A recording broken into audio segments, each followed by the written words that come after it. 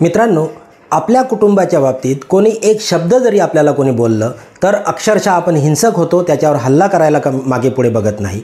परंतु आपल्या आजीची हत्या ज्यांनी केली त्यांचा मुलगा आपल्यासमोर आल्यानंतर आपली कशी प्रतिक्रिया असेल, यापेक्षा राहुल गांधींची कशी प्रतिक्रिया असेल, या विषयावर मी आज आपल्यासमोर आलो आहे.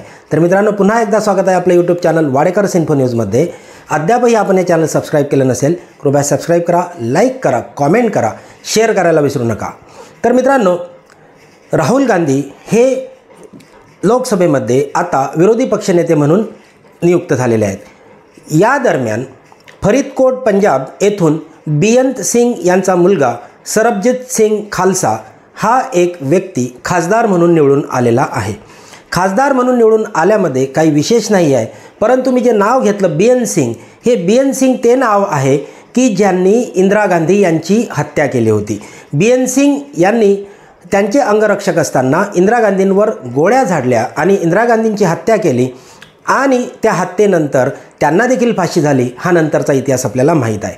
परंतु विद्यमान काळामध्ये जेव्हा बेअंत सिंग यांचा मुलगा सरबजीत सिंग खालसा हा ज्या वेळेला लोकसभेच्या पॅसेजमधून जात असतो, त्यावेळेला त्याला मागून एक आवाज येतो आणि त्याला आवाज दिलेला असतो दुसरं तिसरं कोणी नव्हे तर प्रत्यक्ष राहुल गांधी यांनी.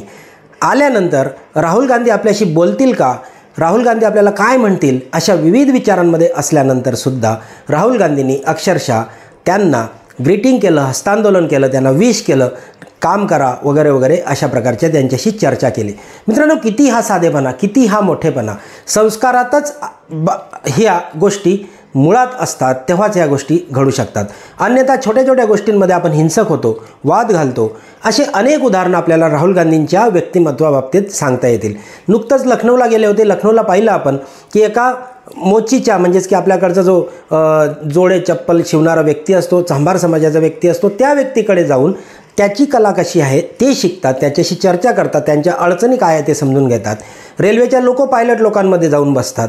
एवढंच काय, ज्या व्यक्तींनी आपल्या वडिलांचे मारेकरी नलिनी, जिला आता जेलमधून सुटका झालेली आहे, त्यांनासुद्धा प्रियंका व राहुल गांधी या दोघांनी माफी दिलेली आहे. यापेक्षा मोठं मन कोणतं असेल.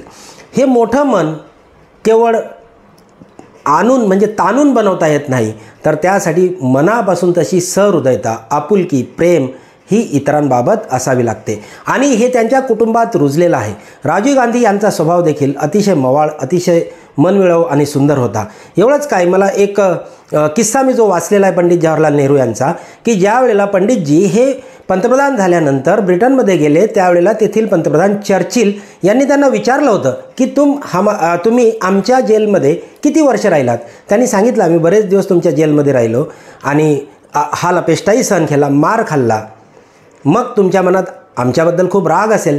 त्यावेळेला पंडितजींनी त्यांना सांगितलं होतं की आम्ही त्या व्यक्तिमत्वाचे शिष्य आहोत की ज्या व्यक्तिमत्वाच्या मनात कायम राम आहे, कायम प्रेम आहे, कायम आपुलकी आहे, ते म्हणजे महात्मा गांधी.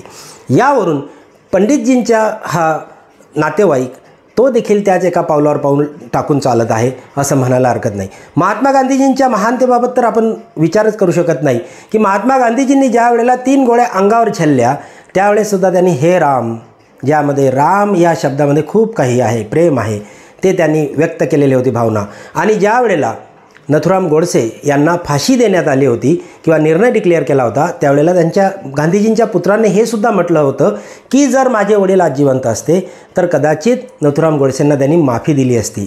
दयेची याचना नथुराम गोडसे यांनी ज्या वेळेला केली होती त्यावरून. तर मित्रांनो, असं हे एक व्यक्तिमत्व आपल्या जीवनात आहे. राहुल गांधींनी आपल्या आजीची छलनी झालेली छाती म्हणजे गोळ्यांनी अक्षरशः वार झालेली छाती पाहिली, वडिलांचे चिंधळ्या झालेलं शरीर पाहिलं, पण तरीसुद्धा त्यांच्या मनात प्रेम, आदर, आपुलकी ह्या गोष्टी आपल्याला दिसून येतात. सहृदयता दिसून येते. तिरस्कार, द्वेष या गोष्टीचा ते कायम विरोध करताना दिसून येतात. राजकारण तुम्ही बाजूला ठेवा, पण राजकारणाच्या पलीकडे राहुल गांधी खरोखर व्यक्ती म्हणून अतिशय चांगला आहे असं म्हणायला हरकत नाही.